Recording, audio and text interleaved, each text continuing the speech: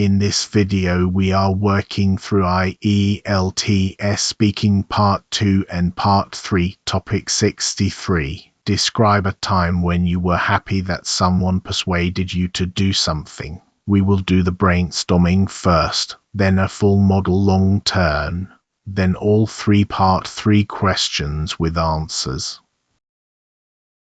One honest note before we begin.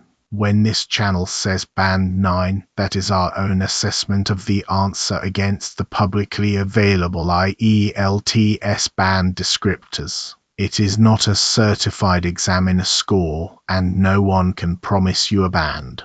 The candidate, Jung, is an invented persona, and the story you are about to hear is written for this video. Copy the technique, not the content. An examiner can tell when a story is borrowed, and a memorized answer will cost you marks.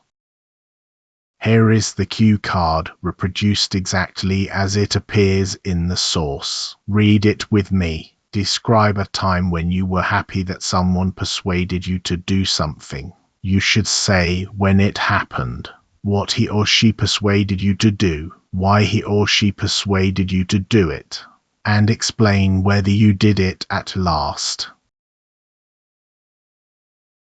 2 things about this card are worth flagging rather than quietly fixing. First, the final line reads, whether you did it at last. In natural English you would expect whether you did it in the end. Second, in part 3 the second question uses will where a real examiner would almost certainly use do, and the third question moves from persuasion to advertising, which is a related topic rather than the same one. We keep the wording as printed because that is what the source says, and we answer the question that is actually asked.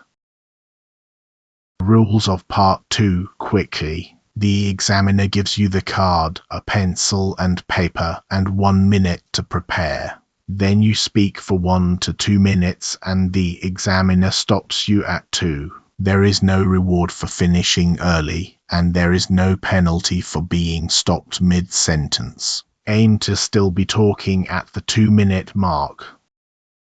First, choosing the story. Notice that the last line of the card is the one that actually shapes your answer.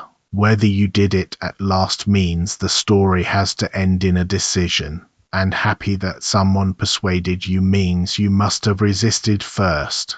If you agreed immediately, there is nothing to describe. So look for a memory with a clear before and after, one persuader, one thing, one outcome. Now the notes. This is where most candidates lose the minute. Do not write sentences. Write 1 keyword line per bullet in the order the bullets appear, and let the card itself be your structure. 4 lines. That is the whole note sheet, and it is enough to carry 2 minutes of speech. Before we speak, a short language check. This topic has its own family of expressions, and using 2 or 3 of them naturally is worth more than a rare word dropped in at random. Talk someone into something. Turn someone down flat. He kept at it. He wore me down. Give in. Be grateful ever since. Here is the full long turn. Watch how each chunk answers 1 bullet of the card in order, and how the last chunk closes the story instead of trailing off. The transcript is on screen as Jung speaks. I'd like to talk about the time my older cousin, Dirk, talked me into joining a public speaking club at university, something I resisted for weeks and have been grateful for ever since. It happened about 3 years ago, in the second semester of my second year. Back then I was painfully shy. I would sit at the back of every lecture hall, and if a lecturer so much as glanced in my direction, I could feel my throat tighten.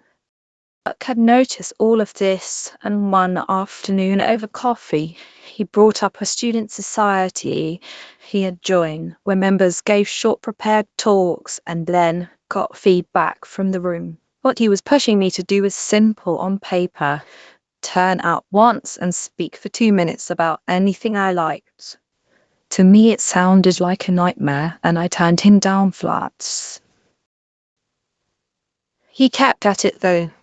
He would send me the meaty times, he would offer to come with me, and eventually he made an argument I could not really counter, that I was about to graduate into a job market where I would have to speak up in meetings and interviews, and I could either learn that skill in a room full of equally nervous students or learn it in front of an employer. His reasoning was partly practical and partly personal. He had been through exactly the same thing himself, and he genuinely believed that I was underselling myself. And yes, I did give in the end.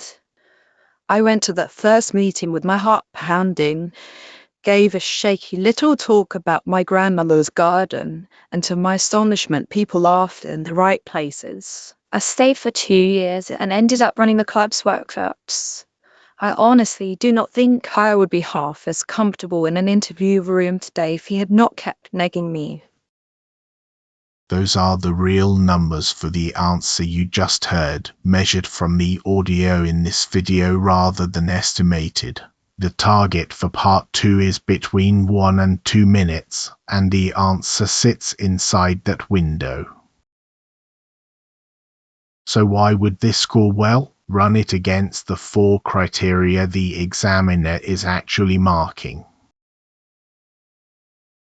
Part 3 now. The examiner shifts from your experience to the wider issue. The questions get more abstract, your answers get shorter than the long turn, roughly 30 to 60 seconds each, and you are expected to explain and justify rather than just state a view.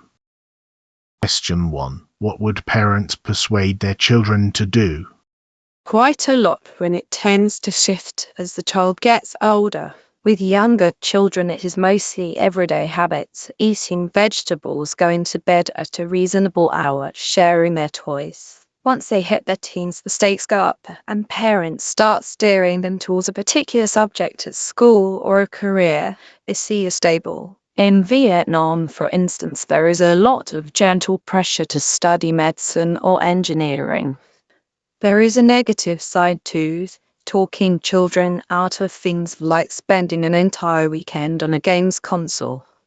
The common thread, I think, is that parents are trying to push children towards choices with long-term payoffs, which children are naturally bad at valuing.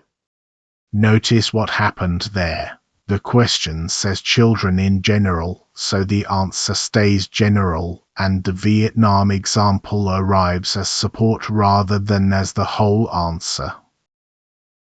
Question 2. Who will children listen to more, their parents or their teachers? It depends on the age and on what is being asked. Small children take their parents' word as gospel because a parent is more or less the whole world at that point. Somewhere in adolescence that flips at least partially. Teenagers push back against their parents almost on principle, and the teacher can carry more weight precisely because there is less emotional baggage in the relationship.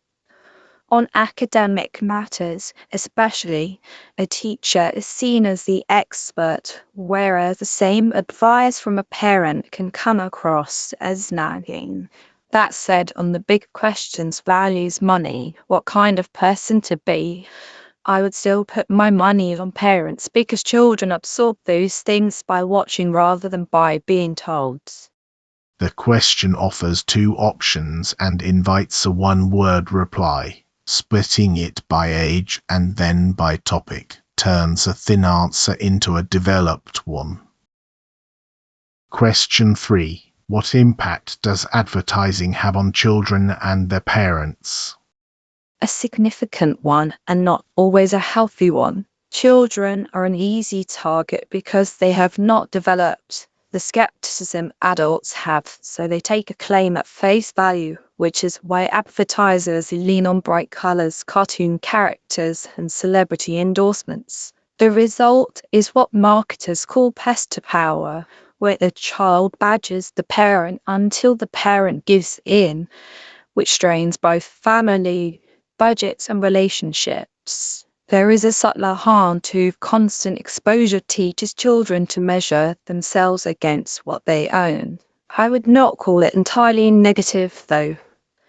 Some campaigns do useful work, public health messaging about road safety, for example, but the balance is tilted heavily towards commercial persuasion.